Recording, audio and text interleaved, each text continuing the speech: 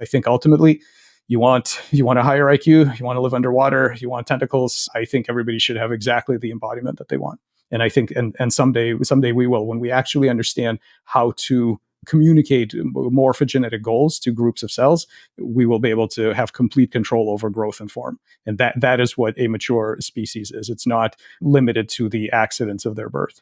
We are recording. So Michael Levin, thank you so much for taking the time to connect today. Sure. Yeah, good to see you. For those who don't know, Michael Levin is a distinguished professor in the biology department at Tufts. Michael serves as director of the Allen Discovery Center at Tufts and the Tufts Center of Regenerative and Developmental Biology. And Michael, some of your recent honors include the Scientist of Vision Award and the Distinguished Scholar Award. So Michael, your work touches on profound questions about the nature of life and consciousness. Has your research influenced your view on free will? I guess the biggest thing that I've learned, not just from my research, but from a number of other people who work in this area and in diverse intelligence community in general, is that one thing that I think does not help us in this is binary categories. So when people ask, is something conscious? Is it alive? Does it have free will? That basically that framing presupposes that there are sharp categories that it either does or it doesn't, and that we can somehow decide which of those categories things land in. And I think that's a profound mistake that leads to all sorts of pseudo problems that you can never quite get yourself out of. I think the real question is what kind and how much.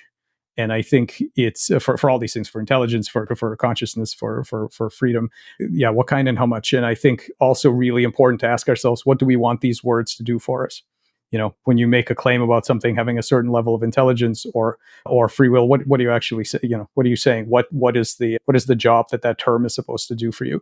And I think once you start thinking about that, things become much clearer, because then you can actually define practical ways in which this terminology is supposed to be helpful. So you think there could be a spectrum of free will? It's not a binary. Oh, yes, absolutely. Yeah. I mean, the first thing we would have to do is define our terms. And so, but one of the useful ways to think about free will is something that doesn't necessarily apply in a short time frame. So I'm not sure it makes much useful sense to talk about the free will of a specific narrow action that you take at a particular time. But I think that talking about a long range, sort of a long time frame of behaviors, decisions, and self-modifying actions that a system takes over a long time, that's where your free will really shines. So the free will is a useful concept when you talk about how a system guides its own travels through the space that it's living in, and how it makes decisions about modifying itself so that new things happen in the future and you react to things in a different way. So the way you exercise your free will is by committing to consistent self-modifying action. So if you undertake periods of effortful education, meditation, anger management, whatever it's going to be, it's taking charge of your own cognitive system. It's deciding that you are going to have some measure of control of how you react to stimuli, how you do new things, what actions are open to you in the future. Right. So that kind of extended notion of free will is as being exerting energy and effort to change the way you're going to traverse your universe in the future. That I think is a useful sense of free will. Do humans have free will?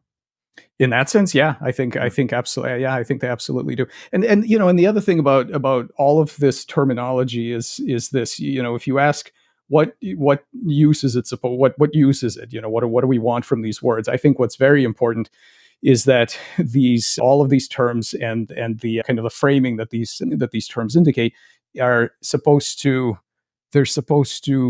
enrich our experience going forward. So, for example, there is a notion, Robert Sapolsky and lots of other people have this deflationary account of a lack of free will, because what they focus on is the fact that if you look at any particular action that happens, you can always trace backwards, right? Especially if you zoom into, let's say, the biochemistry level, you can always say, well, this happened because this particular set of biochemicals zigged and zagged, and they did that because this other set of chemicals did this, and so you can trace that all the way back. And so heredity, environment, and history all the way to the Big Bang are one way that you can look at something, and then of course there is no useful notion of free will that will pop out at you. Now that's a choice of framing. You as an observer can choose to see things at that level, and that can be useful in certain cases. But looking backwards is not how we live life. That what's more important about any of these views on cognition, on intelligence, is what does it help us to do looking forwards? In other words, not just explaining what already happened, but the question is what do we do next? Right? How do I make sense of my world, and what do I do next? And from that perspective, I'm not sure it's even possible for us to live our life without a notion of free will. I mean, you couldn't order in a restaurant if you just try sitting back and saying, wow, I wonder what the universe ordained for me to order today. I mean, that's great. But at some point, we all know when the waiter comes over, you're going to have to say what you want to eat. And so, right. So this idea that instead of looking backwards to try to explain and try to convince ourselves that there are micro level causes for everything we do, a much more useful frame for our lives, and I think scientifically too, is to say, no, actually, we need to put in effort to using the cognitive architecture that we have to make decisions about going forward, and also the meta level of how are we going to modify ourselves so that we have different decisions available to us in the future. So, to the extent that we can make decisions or that knowledge of free will influences our actions, it's important in that regard.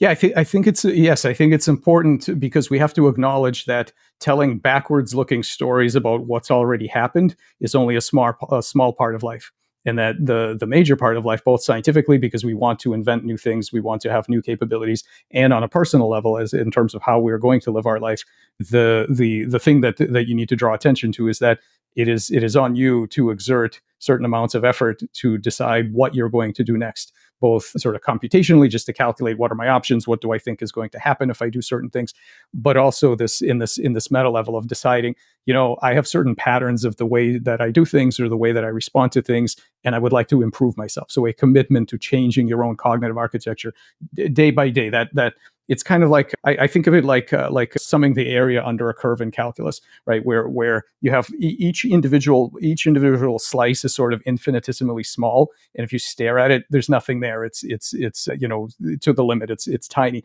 but if you stack up enough of them, the result is not zero. And so what happens is that if you're there every day and you show up every day and you exert effort into whatever it is that you're trying to do, whether it's some kind of self-improvement, meditation, whatever it's going, education, whatever it's going to be, you over a concerted piece of concerted amount of effort exerted over periods of time, you can make changes in the way you captain your own ship, and that is where that second meta level, I think, is where free will really shines, because it's not just could I harness randomness to lift my finger at whatever moment I want, but did I put in effort over the next 3 years to become better at XYZ, so that when things certain situations come around, I am able to do the things that I'm proud of and the things that I think make for a more meaningful life. That's what I think free will is about. Got it. It's helpful to think about as far as it informs what responsibility and agency we give ourselves in our life. You wrote an article recently in Nature about collective intelligence. So the article is called "Collective Intelligence: A Unifying Concept for Integrating Biology Across Scales and Substrates." What is collective intelligence? Yeah, so this is a perspective paper that Patrick McMillan, the staff scientist in my group, and I wrote together. And collective intelligence is another word for the simple observation that every intelligence is made of parts. To my knowledge, there is no example of intelligence that is sort of indivisible and not made of other things. And so that means that whether it's a brain or some other intelligent system, what we owe as scientists and philosophers is a story about how the intelligence of that system arises from the interaction of those parts.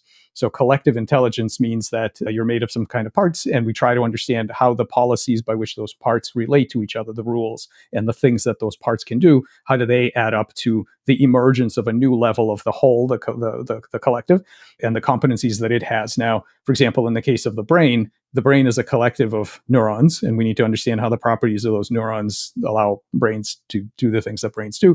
And there are other examples of intelligence, but all of us, living things especially, are a what I call a multi-scale competency architecture, because you've got communities and ecosystems and swarms and individual animals that are made of organs, made of tissues, made of cells, made of subcellular components. And each of these levels has its own degree of intelligence. And what I mean by intelligence, just to be very clear with the terminology, is the ability to specific goals in some kind of problem space. It might be our familiar three-dimensional space, but it might not. It might be physiological state space for your various organs. It might be anatomical space for embryos and regenerating structures. In all of there are metabolic spaces, there are gene expression spaces, and there are various unconventional intelligences that live and strive and try to navigate those spaces. And the idea is that we need to understand in biology is that all of those components have various competencies of reaching specific goals with various degrees of ingenuity. I mean, most of these things are not simple machines in the sense that they either do a random walk or they sort of just respond to stimuli. Most of these things have ways of getting around barriers and having some sort of memory, and just the various kinds of things that we study in behavior science and diverse intelligence. And so this collective intelligence is this idea that you've got cells and you've got cell groups, and those cell groups make organs and so on. And at each level, what happens is that the collective distorts the option space for its parts. And that means that its competent parts, which are solving various problems, end up doing things that are helpful for the collective. It's an adaptive, kind of thing. And this is why the activity of our individual cells actually ends up contributing to the activity of what we call a whole body or a whole human. Does that exist from a cell to cell basis in an organism, or does that principle also go species to species as well? Both. I mean, it starts, I think, very low down on the scale. I mean, even subcellular components, never mind whole cells, but even molecular networks have 6 different kinds of learning that they can do. So there's all, including Pavlovian conditioning. So there's certain protocognitive competencies even in the biochemical material of which cells are made. And then cells have all kinds of clever ways to solve problems in physiological, in metabolic, transcriptional spaces. And then tissues have competencies in anatomical space where they can make certain structures, for example, in embryonic development, despite different perturbations and different things you might do, barriers and moving things around and so on. And there are lots of examples, and that's Patrick and I covered some of those examples in that paper. But this goes all the way down, and it probably goes all the way up too. But the experiments get harder and harder. When you're talking about doing experiments on the collective intelligence of, people like Ian Cousin does experiments on flocks of birds and groups of ants and things like that. But when you get to ecosystems and whole species and things like that, the time scale and the spatial scale becomes so big it's hard to do experiments, which is necessary. You can't make any assumptions about intelligence from pure observation. You have to do perturbative functional experiments. And how can the principles of collective intelligence be applied to the real world problems in medicine, environmental science, or technology development? Sure. Yeah. Well, the easiest thing for me to talk about is the medical side of things, because that's what we mostly focus on. So right now, in molecular medicine, face very particular limitations and challenges. And the limitation there is that almost universally, people assume, or the workers in the field assume, that the correct level of intervention in the organism is at the level of chemistry. So they make drugs, they target specific proteins, sometimes they target pathways. But basically, the idea is that what you're dealing with is a very complex mechanical machine, and you're going to micromanage certain aspects of it by putting very specific clamps or various other things on the different cogs, so to speak, in the hardware. Now, this is we know how this turned out in information technology, where in the 40s and 50s, the way you would program computers would be by physically rewiring them. Okay, and so you had to interact with the hardware specifically, you had to change the structure. But ever since then, we've really taken advantage of the remarkable properties of a reprogrammable hardware. The idea is that if your hardware is good enough, and biological materials are certainly good enough, what you can do is you can take advantage of the competency, the reprogrammability, and the plasticity of the material, and change how it works by signals and stimuli that you give to it instead of physically rewiring.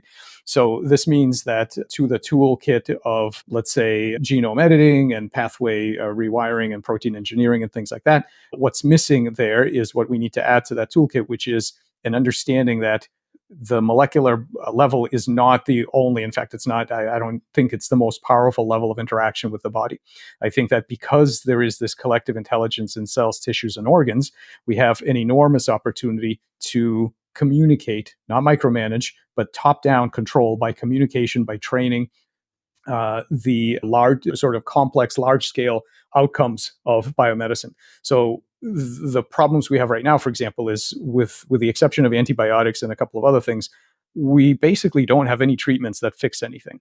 Right. So I mean, the surgery, there's antibiotics, but generally, when we use drugs, the drugs don't actually fix any particular condition. They just hold some particular clinical endpoint at an acceptable level, and that's best case scenario. Right. Some patients it doesn't work. Other patients have horrible side effects. But it's because we're trying to micromanage one cog in an incredibly complex system that is fundamentally going to fight you on lots of things you try to change, because it is a homeostatic kind of machine. And B, we're completely neglecting the competency of the body in handling all sorts of problems. So what we are doing in my lab is trying to develop protocols for communication with tissues and organs, so that we can give very simple, low information content commands. Typically, we do this in using bioelectrical stimuli, so that's the code that we're working on. But other people might be doing biomechanical or biochemical. But the idea is, we can, and this is mostly in the frog model, but we're now doing mouse and human cells. We can cause, for example, cells in the gut of a tadpole to grow an eye. And we don't do this by telling it which genes to turn on and off. We don't say which stem cells need to go where. We don't try to give it the information of how to build an eye. What we say is, this is where the eye goes, begin. And it's the tissue that's A, competent to interpret these instructions, B, they already know how to make an eye. It's this high level of control that will allow us to, for example, in our regenerative medicine goals, we work on regenerating limbs, inducing the regeneration of complete limbs. And in our frog model, we give an intervention for 24 hours, and after that, the leg grows back over a year and a half, and we don't touch it at all during that time. And that's because we're not 3D printing it. There are no scaffolds. There are no signals to stem cells. We are talking to the cellular collective at the very beginning, and we're saying, go down the limb regeneration path, not the scarring path. That's it. After that, we leave it alone. And that's the difference. The difference is not trying to micromanage the hardware. The difference is understanding what information processing, what goal directedness, what memories, what beliefs actually the cells and tissues have about certain aspects of their physiological and molecular state space, and communicating with this in a way that it will understand to take on certain construction projects like building a leg, reprogramming tumors. We have a cancer program in the lab, kinds of things. So I think an understanding that your material is intelligent, that it has competencies, that you should be not trying to micromanage it or fight it, but communicate with it. I think will be hugely liberating for regenerative medicine. I think we'll be able to get to outcomes that are not going to be reachable by things like CRISPR, genomic editing, and things like that. And then there's the whole area of bioengineering, which is this notion of working with an agential material. So up until now, for thousands of years, humans have worked with basically passive matter. So you have wood and metal and things like that. And when you engineer with those kinds of things, it's on you to control every aspect of what the machine is going to do. The material is passive. All it does at best is hold its shape. And then since then, we've had some active matter and some computational matter more recently. But what life is made of, and what we have the opportunity to work with as workers in bioengineering and morphogenic engineering, is an agential material of cells and tissues. It's a material that has an agenda. And you're much better off engineering in a different way, and you get very powerful new capabilities by taking advantage of the kind of problem-solving capabilities that the cells have. So there are going to be tons of advantages in making novel living constructs, whether those be biobots, which my group works on, or various kinds of constructs to help with the environment, to sculpt organs in a dish, all those kinds of things. What will it take for us to enable humans to regrow limbs? Do you think that's possible? Are we going to see that in the next decade or century? I think it's absolutely possible. I should do a disclosure here, because David Kaplan and I have a spin-off company called Morphoceuticals that is aiming at exactly that. So, take what I say with a grain of salt. For that reason, we do have a company that works on this. But personally, the reason I'm doing that is because I absolutely think it's possible. I can't give you an exact timeline. I definitely don't think it's going to take 100 years. My hope is to see it in my lifetime, but I never give a precise time frame because we have no idea. We don't know exactly how the science is going to go. We certainly don't know how the regulatory path is going to go. There are lots of this. It's a very difficult thing, and there are lots of barriers to this. We've more or less solved it in frog, which is an animal that does not regenerate its limbs in adulthood. And our next step is some kind of mammalian model, and after that, we hope to be in the clinic eventually. So yeah, I do think it's possible. How did you get frogs to regenerate their limbs? We've done it a couple of different ways. My favorite set of signals for communicating with cells and tissues and giving them novel instructions as far as what shapes they're going to undertake is bioelectric. So it turns out that if you ask the question, and this goes back to the idea of collective intelligence, any collective intelligence has to have a set of mechanisms that you can call a kind of cognitive glue. It's a set of mechanisms that enable individual cells to communicate in a specific way as to give rise to this larger emergent being that then can do things that the individual parts can't. Right? In case of the brain, it's electrical communication between neurons, and that's what allows a brainy organism like a human or another brainy animal to have goals, memories, preferences, and various other competencies that its individual cells don't have. Well, it turns out that ability to use electrical networks to store and process and embody that kind of mental activity is extremely ancient. Evolution discovered it long before nerve and muscle appeared, long before brains appeared. So probably somewhere around the time of bacterial biofilms is when it first showed up. And your whole body is that same type of bioelectrical network. So during embryonic development, cells and tissues use this electrical medium of these networks to store and process information about shape, about how many eyes you're supposed to have, where the head goes, where the tail goes, what's right, what's left. All of that information is generated and propagated by these electrical networks.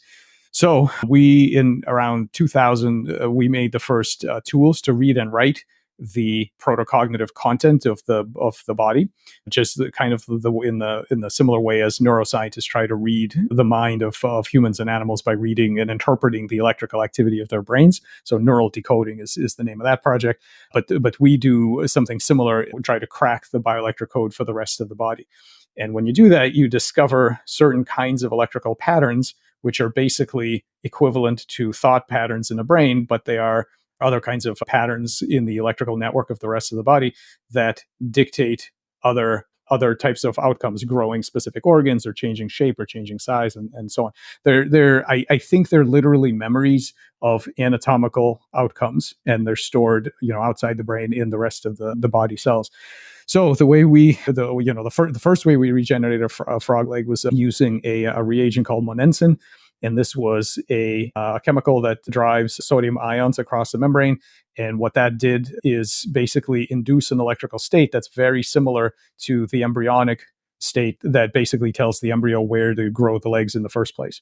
And so it turns out if you do that to cells, even in a mature kind of context, they will go ahead and regrow a leg. So we've done it that way. We've done it with a couple of other ways. Our latest protocol has a wearable bioreactor. So David Kaplan's lab makes these things that are kind of like a wearable bioreactor that fits onto the leg.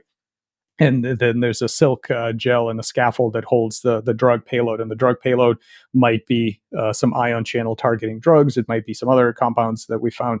And they basically just for the first 24 hours after the injury event, they tell the cells, okay, this is where you need to rebuild the leg instead of scarring. And that's what happens. And so we're looking for those kinds of triggers. So we're looking for two things. The research program is to, first of all, perfect the delivery technology. So this is the biodome. This is the drug cocktails that induce repair. But also the actual cracking of the bioelectric code, so that we know how to talk to the cells and to say, build this, not that, build it now, build it this size, build it in whatever way we want. Got it. And help me understand interconnectedness a little bit more. I'm having a hard time understanding the general premise of how we get something more sophisticated from rudimentary elements of of an overall puzzle. Could you help me understand interconnectedness? Yeah, let's talk about this in the context of cancer. So the first thing I want to point out is that the growing of a particular organ is not just an outcome of a bunch of complex biochemical reactions that sort of follow each other, and eventually something happens. That's the conventional picture, and that's the kind of feed forward view of emergence, complexity and emergence. That there's lots of cells, they all follow simple rules, but in the end something complex happens, and you get this beautiful, let's say in the case of a salamander, this salamander limb with 5 fingers, whatever. So the important thing to realize that that's a very limiting frame. That's a very limiting way of looking at it, because what it misses is the remarkable fact that if you so salamanders, for example, axolotls, will bite each other's legs off all the time, and what happens is when that happens, the cells in that stump will rapidly regrow. They will form a new leg with exactly the right shape, the right number of fingers, everything correct, and then they stop.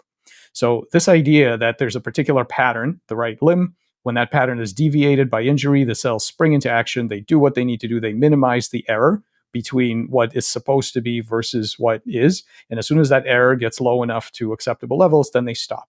That's a homeostatic process. That is how your thermostat works, roughly, for temperature in your house, and that is this idea of anatomical homeostasis, that if I'm dragged away by injury or by the birth defect or by disease or whatever from a particular configuration, I have the competency to find my way back.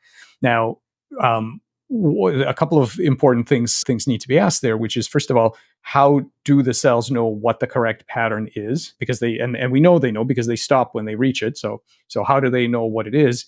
And what is the process by which they all collaborate to form this? And so what's important there is that no individual cell knows what a finger is or how many fingers you're supposed to have. No individual cell knows all that. It's not in your DNA either, because DNA doesn't code for shapes like that. DNA codes for protein sequences. So what happens here is that you have a large variety of individual cells. Each of those cells have tiny little homeostatic goals. In other words, like an amoeba, every single cell, all it cares about is a very small radius around itself that it tries to manage. So it has metabolic goals, it may have proliferative goals, it has certain energetic and transcriptional goals, and all of those goals are very tiny. So now we can think about this concept of a cognitive light cone. Cognitive light cone is simply the size of the biggest goal you can muster. So if you're a single cell or a bacterium, your cognitive light cone is very small. So both spatially and temporally, maybe you have memories a few minutes going backwards, maybe a few minutes going forward, but that's it. The size of your goals is pretty small. But the size of the collective's goals are huge. It's a salamander limb. It's this grandiose construction project. So what evolution did was to provide cells with a communication medium, and this is electrical, chemical, biomechanical, and so on, by which individual cells can merge together into a network that scales up their cognitive light cones. So this is what I said in the very beginning of our chat here, is that what we call life is usually really good at scaling up their intelligence. So when you have individual cells that have tiny little cognitive light cones, the group has a very large cognitive light cone, which is this entire limb. Unlike, for example, a rock, where the cognitive light cone of a rock is as small as of all the pieces of the rock. It hasn't scaled at all. But life scales it very well, and I can talk in a minute about exactly how the scaling works. But notice what's happening here is that during embryonic development, the really sort of modest physiological tiny little goals of individual cells get harnessed towards the much larger, much more grandiose goals of the collective. So they're building limbs and eyes and a head and a tail and all of that stuff. So and that's really the reason why when you look at an embryo and it's got, I don't know, 100,000 cells, you say, oh look, there's an embryo. There's one embryo. But what is there one of? There's 100,000 cells. What are you counting when you say there's one embryo? What you're counting is that all of those cells have bought into the same story about where they're going in anatomical space. The network. They're all connected in a network that makes them all commit to the same journey in that space. And not only are they going there, but if you put barriers and you do various things, they can overcome it and find new ways to get there. So what evolution and development do for you is they scale the size of the goals that the system can pursue. And then in cancer, you can have that breaks down. That process breaks down. So when a cell of in an adult organism electrically disconnects from its neighbors, that cognitive light cone immediately shrinks, meaning that the set of goals, it can no longer, a single cell can no longer remember, both for computational and other reasons, can no longer remember the goals of the collective. All it is now is an amoeba, and it has little tiny ancient amoeba-like goals. Go wherever life is good, eat as much as you want, and proliferate as much as you can. And that's metastasis. So as far as that cell is concerned, the rest of the body is just external environment. So one of the things the cognitive light cone does is set the border between you and the outside world. So in a normal organism, when all the cells are electrically connected, you are huge and the outside world is, out there. When that electrical connectivity breaks down, every cell sees everybody else as outside world, and then it's every man for himself, and you get this kind of phenomenon. So the cancer cells themselves are actually not any more selfish than regular cells. It's just their self is smaller. That's what it is. It's the scale. So this is what's happening in collective intelligence. What's happening is that the competencies of individual cells are scaled up to provide for larger goals. And I'll just give you two very simple mechanisms by which that happens. There are more, but I'll just give you two simple ones. When you say goals, in the case of cancer, you're saying the overall system or organism is smaller, and so each cell is going after the well-being of the unit, which is the cancer cell, cancer entity. And the reason that's different itself. from Each individual cell is every man for himself. And the way that that's different from like a normal cell is that the entity that cell is responsible for is much more like, again, like I'm trying to understand the difference, cancer cell versus human cell. And the difference is that they're each taking care of their overarching governing organism to allow that organism to succeed. Well, so this is the example that I was going to describe is how this actually happens. Imagine you have two cells, and cell A and B. Now, if the two cells are not connected together, they're just normal cells. If something happens and this cell sends a signal to this cell, the signal will get, let's say, secreted from the cell surface. It travels along, it hits the membrane of this other cell. This other cell has a receptor. It can feel the signal. It knows very well that the signal came from outside. And so when you get a signal from outside, you can do many things. You can ignore it, you can do something, you can react in a certain way, but you know perfectly well that it came from outside. Now imagine two cells that are connected electrically. Now what happens in the body is through this thing called a gap junction. These gap junctions are basically electrical synapses. What they do is they allow small molecules from one cell to go directly into the inner milieu of the other cell. Okay, so it's like two submarines sort of, docking underwater. It allows material from one cell to get directly into the other cell. There's more to it because they're not just like pure tubes. They're actually, they can open and close and do all sorts of clever things. But that's the basic idea. Now, the reason this matters is just imagine your cell A and B, and you're now connected electrically like this. Imagine I come along and I poke cell A. That makes for a calcium spike. The calcium spike propagates through this gap junction and hits cell B. Now, cell B now has a calcium spike inside of it. Now, what's really happened here, this is pretty magical, because what's actually happened here is an interesting kind of mind meld, because cell B has no way of saying, hey, wait a minute, that's not my calcium spike. That came from another cell. Calcium spike is a calcium spike. It doesn't have any metadata on it about where it came from. So once you have this electrical connection, it becomes really difficult to have separate thoughts in the sense of memories and responses to various stimuli. These two cells become kind of a whole, a collective, because this is now not your memory and my memory. These are now our memories. It's very difficult to maintain your own independent memory of what happened if you're sharing your memory medium with somebody else. So now in a large cell network, when all of these cells are connected, you now have a much larger area that, first of all, can respond to much bigger things, whereas the individual cell can only measure events at a really tiny level. If you have a large sheet of cells or an organ, well, now you're measuring very large events, because everything that happens out here eventually propagates to every corner of it. So you're integrated, just like in the brain, right? Information takes paths and is integrated. So you've got a larger working area spatially. You've got a larger working area temporally. You've got higher computational capacity because you're now a bigger network. And you've got this mind meld where information propagates. You do not have individual. Well, I mean, maybe to some extent, but to a large extent, you've now merged memories to the whole thing. So this is how collectivity happens. It's by specific connections between the pieces that make the whole greater than the sum of its parts. You can now do computations that individual cells can't do. You can remember, you can store electrical patterns. I mean, even single cells can store very small, simple patterns, but tissues and organs can store very large, very complex electrical patterns. And that's one thing that does it. Another example I was going to give you has to do with stress sharing. Imagine that you're a single cell and there's a bunch of cells up here and you belong up here, and there's a gradient of chemicals. You know you're in the wrong place and your stress level is high because and so what happens is your goal is to reduce that stress level by moving up the gradient where you're supposed to be, but you can't move because these other cells are not letting you. Now, one interesting thing that likely happens, and this is something we're actively researching now, is that if you just let your stress leak a little bit, you let your stress molecules leak out of your cell, what happens is that you now start stressing out all the cells around you. Okay, again, because the stress molecule is the same for you and them, now they're stressed too. What happens is that they become a little more plastic because when they're happy, they're not going to get out of your way. They're not moving. When there's the stress is high, they're starting to get a little antsy. Everything starts to get a little more plastic. They might let you by, and then when you end up there, then you stop being stressed, and then everything calms down, and you're where you need to be.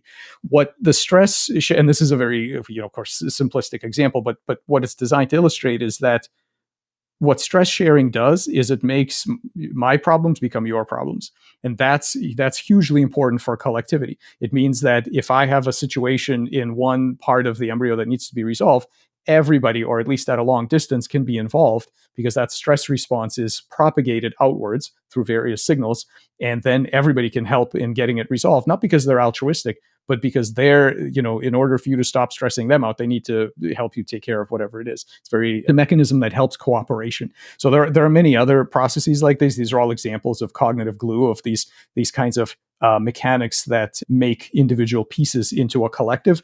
But that larger computation capacity, the global stress response, the ability to store large scale information, the mind meld that happens between these cells where they share memories with each other and they can't define their own local boundaries, and they can't entertain until some kind of carcinogenic effect happens. They can't entertain thoughts about, hey, what if I leave? I could do better somewhere else. They can't have that thought because they're all sharing the same thought. We are building a limb, or we are building a heart or whatever.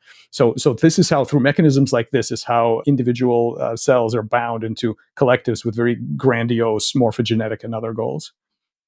How do cells know how to do that? Like, how do cells know how to then create another limb? Or maybe this is not an answerable question, but how do they know how to do it? Can this be explained purely through chemical reactions? Is there something beyond that? I mean, Well, I certainly hope it's an explainable phenomenon, because we need to understand it for regenerative medicine. So a couple of things. First of all, I don't think individual cells do know that. I think large groups of cells know. I don't think the individual cells know, and we can talk about how they know. But I want to address the third part of your question, which is about whether it can be explained by biochemical means.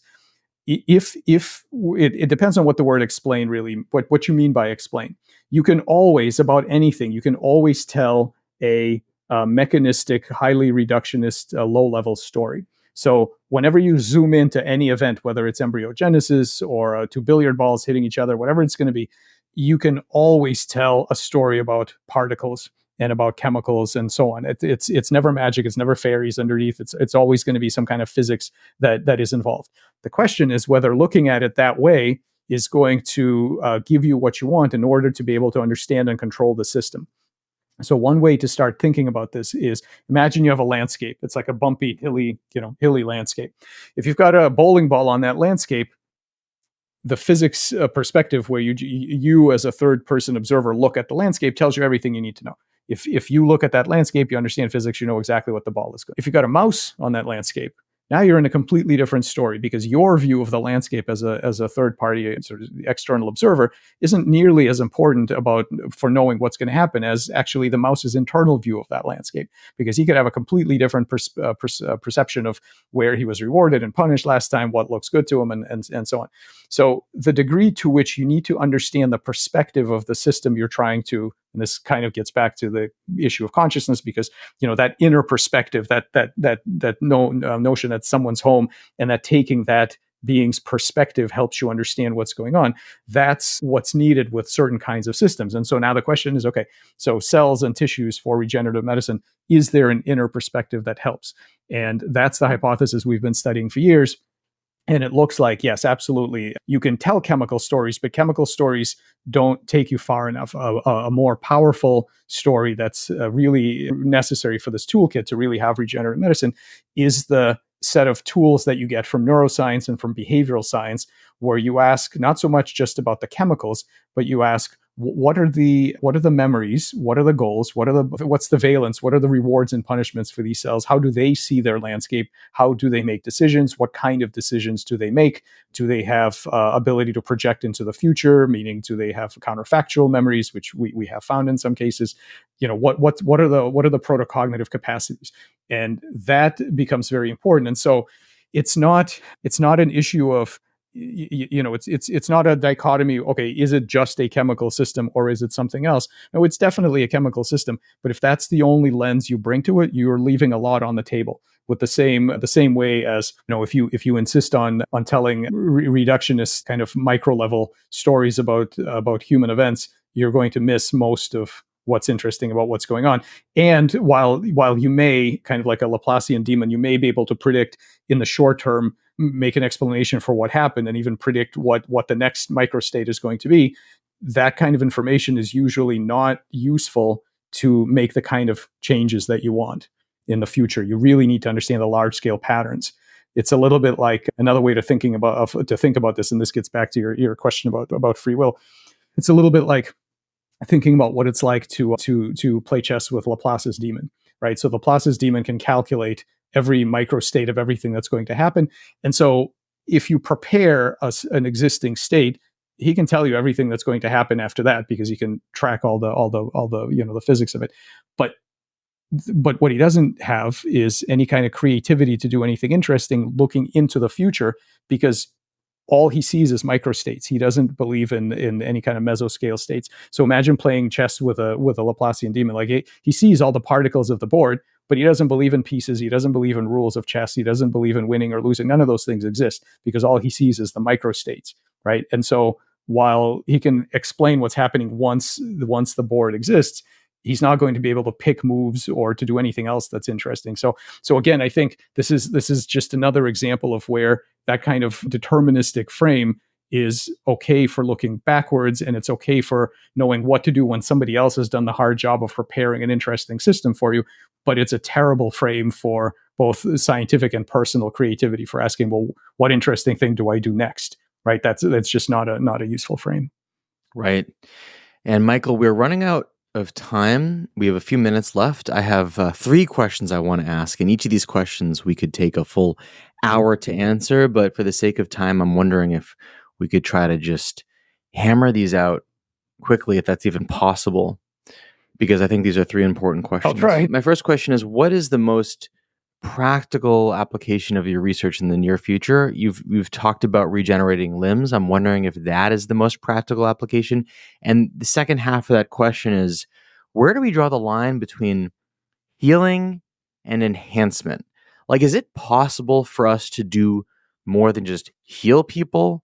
And what could enhancement look like? So there is no line between healing and enhancement, and that is because the standard, the quote unquote standard healthy human of today is not some sort of optimal pattern that was designed by any kind of a benevolent intelligence that decided that this was the best way to go. It's just where evolution left us. So the idea that a normal healthy human has a lifespan of only about 8 decades and is susceptible to various stupid infections and astigmatism and degenerative brain disease and God knows what else, that is not some sort of limit, and then anything above this magical state is enhancement. No, everything is up for improvement. We are quite frankly, extremely limited in many ways. And it's not because this is the right way to be. This is just where the random meanderings of evolution happen to have brought us. And if somebody has some sort of cosmic ray hit to their DNA or something else in development, they may end up differently, and evolution could have taken a different turn, and we would have had either shorter, longer lifespan, different capabilities, bigger brains, smaller, but whatever. All of these things have been set mostly by chance and selection, and we absolutely have the opportunity to make improvements. And I think we can and should and will make improvements to this randomly chosen baseline. That's all it is. Like give people a third arm or something. Sure. You want to I mean, so I long term, I believe in freedom of embodiment. I think all of us should live life in whatever body we want. And so right now we are extremely limited. I mean, you can have glasses and you can have a wheelchair and you can, maybe have some improvements due to exercise and education and some other tools that humans have invented to make things better than their default. But those are basically kindergarten level improvements. I think ultimately you want a higher IQ, you want to live underwater, you want tentacles. I think everybody should have exactly the embodiment that they want. And I think, and someday we will, when we actually understand how to communicate morphogenetic goals to groups of cells, we will be able to have complete control over growth and form. And that is what a mature species is. It's not limited to the accidents of their birth. That is wild. The idea that we could create any body for ourselves that we'd want to. Last question in 60 seconds. Do you think that consciousness can emerge from artificial systems? In other words, Michael, could a sufficiently advanced bioelectric network develop a form of awareness? I don't see why not. I think that we have very poor understanding of how consciousness develops in association with the bioelectric network of our brain. I think consciousness is way older than brains. I think consciousness exists in lots of things that are not brains, and I have very little doubt that if we knew what we were doing, we could make other structures of appropriate causal architecture in other media than the typical brains that would have certain kinds of consciousness. I'm guessing out in the wide universe, there are many ways of making conscious beings that don't look anything like us or our brains. And so, yeah, I don't see why not. Wow. Michael Levin, thank you so much for the time today. I'm going to end the recording, and then if you have 30 seconds, would be good to wrap up.